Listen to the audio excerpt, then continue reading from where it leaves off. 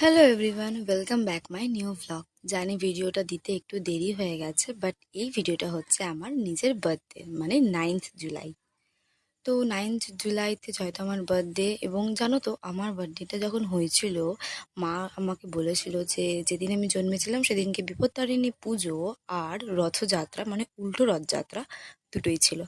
But এইবার unfortunately Bipattarini পুজো তো পড়েই ছিল, কিন্তু উল্টো রথযাত্রা না পড়ায়, মানে সোজা রথ আর উল্টো রথের মাঝখানে আমার বার্থডে পড়ে যায়। তাই জন্য ভাবলাম জগন্নাথ দেব যখন আমাদের এখানে আছেই, তাহলে জগন্নাথ দেবকেই পুজো দেওয়া যাক।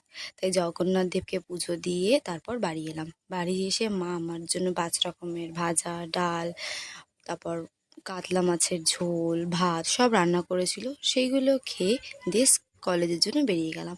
কলেজে গিয়ে একটুখানি বসেছিলাম, বোর হচ্ছিলাম। তারপরে এই যে আমাদের স্যার, উনি আমাদের ক্লাস